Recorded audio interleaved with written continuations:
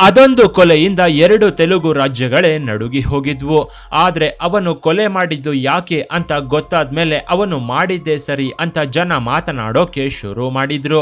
ಅಲ್ಲದೆ ಕೊಲೆಗಾರನ ಪರ ಎಲ್ರು ಅನುಕಂಪವನ್ನು ತೋರಿಸಿದ್ರು. ಯಾಕಂದ್ರೆ ಇಲ್ಲೊಬ್ಳು ಸುಂದರಿ ಮಾಡ್ಕೊಂಡ ಎಡವಟ್ಟಿಗೆ ಗಂಡ ರಾಕ್ಷಸನಂತಾಗಿ ಹೋಗಿದ್ದ.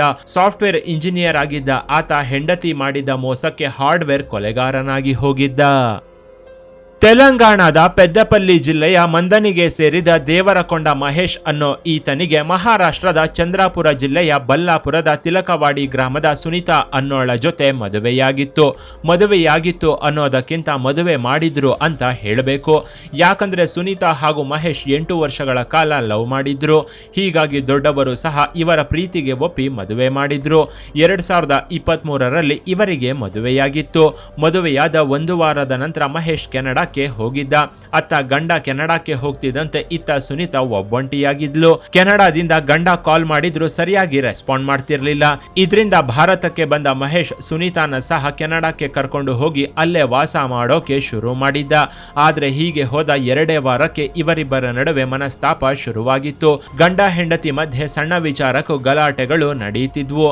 ಹಾಗೋ ಹೀಗೋ 8 ತಿಂಗಳವರೆಗೂ ಇಬ್ರು ಸಂಸಾರ ಮಾಡಿದ್ರು. ಆದ್ರೆ ಇವರ ದಾಂಪತ್ಯ ಜೀವನ 8 ತಿಂಗಳಿಗೆ ಮುರಿದು ಬಿದ್ದಿತ್ತು. ಯಾಕಂದ್ರೆ ಸುನೀತಾ ಮದುವೆಯಾದ 8 ತಿಂಗಳಿಗೆಲ್ಲ ಭಾರತಕ್ಕೆ ವಾಪಸ್ ಬಂದಿದ್ಲು. ಹೀಗೆ ಬಂದವಳು ಮಹಾರಾಷ್ಟ್ರದ ಬ್ರಹ್ಮಪುರಿ ಪೊಲೀಸ್ ಸ್ಟೇಷನ್ ನಲ್ಲಿ ಗಂಡ ಟಾರ್ಚರ್ ಕೊಡ್ತಿದ್ದಾನೆ ಅಂತ ಕೇಸ್ ಹಾಕಿದ್ಲು. ಗಂಡನ ಮೇಲೆ ವರದಕ್ಷಿಣೆ, ಗೃಹ ಹಿಂಸೆ, ಮಾನಸಿಕ ಹಾಗೂ ದೈಹಿಕ ಕಿರುಕುಳದ ಕೇಸ್ಗಳನ್ನ ಹಾಕಿದ್ಲು. ಯಾವಾಗ ಮಹೇಶ್ ಮೇಲೆ 498 ಕೇಸ್ ಬಿತ್ತೋ ಆಗ ಪೊಲೀಸರು ಮಹೇಶ್ ವಿರುದ್ಧ ಲುಕೌಟ್ ನೋಟಿಸ್ ನ ಜಾರಿ ಮಾಡಿದ್ರು. ಇದರಿಂದ ಇವನು ಭಾರತಕ್ಕೆ ಬರೋ ಅನಿವಾರ್ಯತೆ ಎದುರಾಗಿತ್ತು. ಹೀಗೆ ಬಂದವನು ಪೊಲೀಸ್ ಸ್ಟೇಷನ್ ಅಲೆಯೋಕೆ ಶುರು ಮಾಡಿದ್ದ. ಆತ ದೊಡ್ಡವರೆಲ್ಲ ಸೇರಿ ಎಷ್ಟೇ ರಾಜಿ ಪಂಚಾಯಿತಿ ಮಾಡಿದ್ರು ಇವರ ನಡುವಿನ ಮನಸ್ತಾಪ ಮಾತ್ರ ಶಮನವಾಗಿರಲಿಲ್ಲ. ಇದರಿಂದ ಕೋರ್ಟ್ ಮೆಟ್ಟಿಲೇರಿದ ದಂಪತಿ ಡೈವರ್ಸ್ಗೆ ಅಪ್ಲೈ ಮಾಡಿದ್ರು. ಕೋರ್ಟ್ ಅಲ್ಲಿ ಇವರಿಗೆ ಈವರೆಗೂ ಡೈವರ್ಸ್ ಆಗಿರಲಿಲ್ಲ. ಆದ್ರೆ ದೊಡ್ಡವರೆಲ್ಲ ಸೇರಿ ಇವರಿಗೆ ಡೈವರ್ಸ್ ಕೊಡಿಸಿದ್ರು. ಹೀಗೆ ಮದುವೆಯಾದ ವರ್ಷಕ್ಕೆಲ್ಲ ಈ ದಂಪತಿ ಬೇರೆ ಬೇರೆಯಾಗಿ ಹೋಗಿದ್ರು. 2023ರಲ್ಲಿ ಮದುವೆಯಾಗಿದ್ದ ಈ ಜೋಡಿ ದೊಡ್ಡವರ ಎದುರು 2024ರಲ್ಲಿ ಪರಸ್ಪರ ಒಪ್ಪಿ ಬೇರೆ ಬೇರೆಯಾಗಿದ್ರು. ಬಳಿಕ ಸುನೀತಾ ಹೈದರಾಬಾದ್ನ ಸಾಫ್ಟ್ವೇರ್ ಕಂಪನಿಯೊಂದರಲ್ಲಿ ಕೆಲಸಕ್ಕೆ ಸೇರ್ಕೊಂಡಿದ್ಲು. ಆಗ್ಲೇ ಸಹೋದ್ಯೋಗಿಯಾಗಿದ್ದ ಶ್ರೀನಾಥ್ ಜೊತೆ ಇವಳಿಗೆ ಪರಿಚಯ ಶುರುವಾಗಿತ್ತು. ಬಳಿಕ ಅದು ಪ್ರೀತಿಗೆ ತಿರುಗಿತ್ತು. ಇದರಿಂದ ಕಳೆದ ವರ್ಷ ಇಬ್ರು ಮದುವೆಯಾಗಿದ್ರು. ಇಲ್ಲಿ ಸುನೀತಾ ತನ್ನ ಮೊದಲ ಗಂಡನ ಬಗೆಯಾಗ್ಲಿ ಅಥವಾ ಮೊದಲ ಮದುವೆಯ ವಿಚಾರವನ್ನಾಗ್ಲಿ ಶ್ರೀನಾಥ್ಗೆ ಹೇಳದೆ ಮದುವೆಯಾಗಿದ್ಲು. ಕಳೆದ ವರ್ಷ ಮದುವೆಯಾಗಿದ್ದ ಸುನೀತಾ ಸದ್ಯ 4 ತಿಂಗಳ ಪ್ರೆಗ್ನೆಂಟ್ ಆಗಿದ್ಲು. ಹೈದರಾಬಾದ್ನ ವನಸ್ಥಲೀಪುರಂನ ಗ್ರೀನ್ ಸಿಟಿಯಲ್ಲಿ ಗಂಡ ಹಾಗೂ ಅತ್ತೆ ಜೊತೆ ಸುನೀತಾ ಹಾಯಾಗಿ ಜೀವನವನ್ನ ಸಾಗಿಸ್ತಿದ್ಲು. ಇಲ್ಲಿವರೆಗೂ ಎಲ್ಲವೂ ಚೆನ್ನಾಗೇ ಇತ್ತು. ಆದ್ರೆ ಇಲ್ಲಿಂದಲೇ ಸುನೀತಾ ಬಯಸಿ ತನ್ನ ಸಾವನ್ನ ತಾನೇ ಆಹ್ವಾನಿಸಿಕೊಂಡಿದ್ಲು. ಯಾಕಂದ್ರೆ 2ನೇ ಮದುವೆಯಾಗಿದ್ದ ಸುನೀತಾ ಏನೋ ಗಂಡನ ಜೊತೆ ಮಜಾ ಮಾಡ್ತಾ ಬಸಿರು ಕೂಡ ಆಗಿದ್ಲು. ಆದ್ರೆ ಇತ್ತ ಮಹೇಶ್ ಜೀವನ ಅಲ್ಲೋಲ ಕಲ್ಲೋಲವಾಗಿತ್ತು. ಸುನೀತಾ ಇವನ ಮೇಲೆ ಹಾಕಿದ್ದ ಕೇಸ್ಗಳಿಂದ ಇವನ ಜೀವನವೇ ಸರ್ವನಾಶವಾಗಿ ಹೋಗಿತ್ತು. 498 ಕೇಸ್ ಆಗಿದ್ರಿಂದ ಕೋರ್ಟು ಪೊಲೀಸ್ ಸ್ಟೇಷನ್ ಅಂತ ಅಲಿಯೋದು ಇವನಿಗೆ ತಪ್ಪಿರ್ಲಿಲ್ಲ.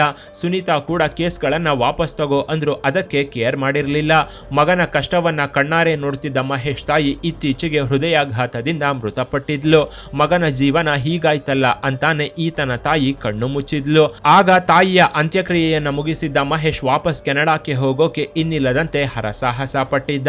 ಆದ್ರೆ ಸುನೀತಾ ಹಾಕಿದ್ದ ಕೇಸ್ ವಿಚಾರಣೆ ನಡೀತಿದ್ರಿಂದ ಇವನ ಪಾಸ್ಪೋರ್ಟ್ ನ ಪೊಲೀಸರು ಸೀಸ್ ಮಾಡಿದ್ರು. ಇನ್ನೊಂದು ಕಡೆ ಸುನೀತಾ 2ನೇ ಮದುವೆ ಮಾಡ್ಕೊಂಡು ನಾನು ಖುಷಿಯಾಗಿದ್ದೀನಿ ಅಂತ ಇನ್ಸ್ಟಾಗ್ರಾಮ್ ನಲ್ಲಿ ದಿನನಿತ್ಯದ ಸಂತೋಷದ ಕ್ಷಣಗಳನ್ನ ಹಂಚ್ಕೊಳ್ತಿದ್ಲು. ಇದರಿಂದ ಮಹೇಶ್ಗೆ ಉರಿದು ಹೋಗಿತ್ತು. ಹೇಗಾದ್ರೂ ಮಾಡಿ ಸುನೀತಾ ಮೇಲೆ ಸೇಡು ತೀರಿಸಿಕೊಳ್ಬೇಕು ಅಂತ ಮಹೇಶ್ ಹೊಂಚು ಹಾಕಿ ಕಾಯ್ತಿದ್ದ. ಸುನೀತಾ ಮೇಲೆ ನಿಗಾ ಇಟ್ಟವನು ಅವಳು ಮಾಡ್ತಿದ್ದ ರೀಲ್ಸ್ ಗಳನ್ನೆಲ್ಲ ಸೂಕ್ಷ್ಮವಾಗಿ ಗಮನಿಸಿದ್ದ. ಅವಳು ಹೈದರಾಬಾದ್ನ ವನಸ್ಥಲೀಪುರಂನಲ್ಲಿ ಇರೋದನ್ನ ಮಹೇಶ್ ಕಂಡು ಹಿಡಿದಿದ್ದ.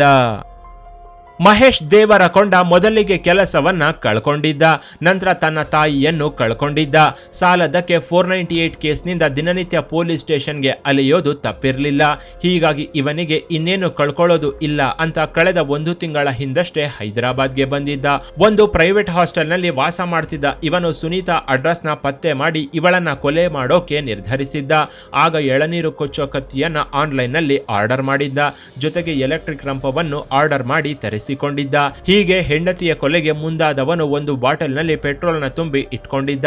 ಸುನೀತಾ ಆಗು ಹೋಗುಗಳನ್ನ 3 ದಿನಗಳವರೆಗೂ ಗಮನವಿಟ್ಟು ನೋಡಿದ್ದ.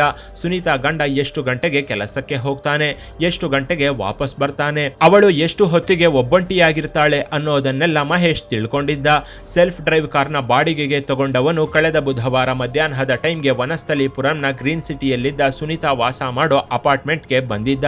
ಲಿಫ್ಟ್ನ ಬದಲಾಗಿ ಮೆಟ್ಟಿಲ ಮಾರ್ಗವಾಗಿ 4ನೇ ಫ್ಲೋರ್ಗೆ ಬಂದು ಇವಳಿದ್ದ ಮನೆ ಬಾಗಿಲನ್ನ ಬಡಿದಿದ್ದ. ಆಗ ಸುನೀತಾ ಬಾಗಿಲು ತೆಗೆದಿದ್ಲು. ಕಾಲಯಮನಂತಿದ್ದ ಮೊದಲ ಗಂಡನನ್ನ ನೋಡಿದ್ದ ಸುನೀತಾ 1 ಸೆಕೆಂಡ್ ಶಾಕ್ ಆಗಿದ್ಲು. ಯಮನ ರೂಪದಲ್ಲಿ ಮನೆಗೆ ಬಂದಿದ್ದ ಗಂಡ ಸುನೀತಾನ ರೂಮ್ಗೆ ಎಳ್ಕೊಂಡು ಹೋಗಿ ಮಂಚದ ಮೇಲೆ ಇವಳನ್ನ ಕೊಡವಿಕೊಂಡು ಎಳನೀರು ಕೊಚ್ಚೋ ಕತ್ತಿಯಿಂದ ಇವಳ ತಲೆಯನ್ನ ಕೊಚ್ಚಿದ್ದ. ಕತ್ತು ಕೊಯ್ದು ಇವಳನ್ನ ಕೊಲೆ ಮಾಡಿದ್ದ. ಇವಳು ಸತ್ತಿದಾಳೋ ಇಲ್ವೋ ಅಂತ ಮಹೇಶ್ ಇವಳ ಮೇಲೆ ಪದೇ ಪದೇ ದಾಳಿ ಮಾಡಿ ಕೊಂದಿದ್ದ. ಇದರಿಂದ ಸುನೀತಾ ಸಾವಿನ ಮನೆಯನ್ನ ಸೇರಿದ್ಲು. ಸುನೀತಾಳ ಆರ್ತನಾದ ಕೇಳಿದ ಇವಳ ಅತ್ತೆ ಓಡೋಡಿ ಬಂದಿದ್ಲು. ಆಕೆ ಬರುವಷ್ಟರಲ್ಲಿ ಸುನೀತಾ ರಕ್ತದ ಮಡುವಿನಲ್ಲಿ ಬಿದ್ದಿದ್ಲು. ಸೊಸೆಯನ್ನ ಆ ಸ್ಥಿತಿಯಲ್ಲಿ ನೋಡಿದ ಸುನೀತಾ ಅತ್ತೆ ಜೋರಾಗಿ ಕಿರುಚಾಡ್ತಾ ಅಕ್ಕಪಕ್ಕದ ನಿವಾಸಿಗಳನ್ನ ಕರೆದಿದ್ಲು. ಆದರೆ ಅಕ್ಕಪಕ್ಕದ ಮನೆಯವರು ಬರುವಷ್ಟರಲ್ಲಿ ಮಹೇಶ್ ರೂಮ್ ಬಾಗಿಲನ್ನ ಹಾಕೊಂಡಿದ್ದ. ಅವರು ಎಷ್ಟೇ ಕರೆದ್ರು ಇವನು ಹೊರಗೆ ಬಂದಿರಲಿಲ್ಲ. ಒಳಗೆ ಬಂದ್ರೆ ಪೆಟ್ರೋಲ್ ಸುರ್ಕೊಂಡು ಬೆಂಕಿ ಹಚ್ಕೋತೀನಿ ಅಂತ ಬೇರೆ ಹೆದರಿಸಿದ್ದ. ಆಗ ತಕ್ಷಣವೇ ವಿಷಯ ತಿಳಿದ ಪೊಲೀಸರು ಸ್ಥಳಕ್ಕೆ ಬಂದು ಡೋರ್ನ ಹೊಡೆದಿದ್ರು. ಅಲ್ಲಿಗಾಗ್ಲೇ ಮಹೇಶ್ ತನ್ನ ಜೊತೆಗೆ ತಂದಿದ್ದ ಪೆಟ್ರೋಲ್ನ ಮೈ ಮೇಲೆ ಸುರ್ಕೊಂಡಿದ್ದ. ಇನ್ನೇನು ಬೆಂಕಿ ಹಚ್ಕೋಬೇಕು ಅನ್ನುವಷ್ಟರಲ್ಲಿ ಪೊಲೀಸರು ಇವನನ್ನ ತಡೆದು ಅಂದು ವಶಕ್ಕೆ ಪಡ್ಕೊಂಡಿದ್ರು. ಮಹೇಶ್ನ ವಶಕ್ಕೆ ಪಡೆದ ಪೊಲೀಸರು ವಿಚಾರಣೆ ನಡೆಸುತ್ತಿದ್ದಂತೆ ಅಸಲಿ ನಿಜವನ್ನ ಅವನು ಬಾಯಿ ಬಿಟ್ಟಿದ್ದ. ಇತ್ತ ಹೆಂಡತಿ ಕೊಲೆ ವಿಚಾರ ತಿಳಿದ ಸುನೀತಾ 2ನೇ ಗಂಡನಿಗೆ ಶಾಕ್ ಆದಿತ್ತು. ಇವಳು ಈ ಮೊದಲೇ ಮದುವೆಯಾಗಿ ಡೈವರ್ಸ್ ಸಿಗೋಕು ಮೊದಲೇ ಶ್ರೀನಾಥ್ನ ಮದುವೆಯಾಗಿದ್ಲು. ಇದರಿಂದ ಆತ ಹೆಂಡತಿಯ ಅಂತ್ಯಕ್ರಿಯೆ ಮಾಡೋಕು ಮುಂದಾಗಿರ್ಲಿಲ್ಲ. ನನಗೆ ಸುಳ್ಳು ಹೇಳಿ ಮೋಸ ಮಾಡಿದ್ಲು ಅಂತ ಶ್ರೀನಾಥ್ ಹೆಂಡತಿಯ ಮುಖವನ್ನು ನೋಡೋಕೆ ಇಷ್ಟಪಟ್ಟಿರ್ಲಿಲ್ಲ. ಅಲ್ಲದೆ ಇವಳ ಅಂತ್ಯಕ್ರಿಯೆ ಮಾಡೋಕು ಇವಳ ಬಾಡಿಯನ್ನು ಕೂಡ ತಗೊಂಡು ಹೋಗೋಕೆ ಆತ ನಿರಾಕರಿಸಿದ್ದ. ಹೀಗಾಗಿ ಕೊನೆಗೆ ಸುನೀತಾ ಪೋಷಕರೇ ಇವಳ ಅಂತ್ಯಕ್ರಿಯೆಯನ್ನ ಮಾಡಿ ಮುಗಿಸಿದ್ರು. ಹೀಗೆ ಹೆಂಡತಿ ಮಾಡಿದ ಮೋಸ ಗಂಡನ ಕೋಪಕ್ಕೆ ಕಾರಣವಾಗಿತ್ತು. ಮದುವೆಯಾಗಿ ಕೆನಡಾಕ್ಕೆ ಹೋಗಿ ಹಾಯಾಗಿ ಸಂಸಾರ ಮಾಡಿಕೊಂಡು ಇದ್ದಿದ್ರೆ ಇವತ್ತು ಇವಳ ಬಾಳು ಗೋಳಿನ ಕಥೆಯಾಗ್ತಿರ್ಲಿಲ್ಲ.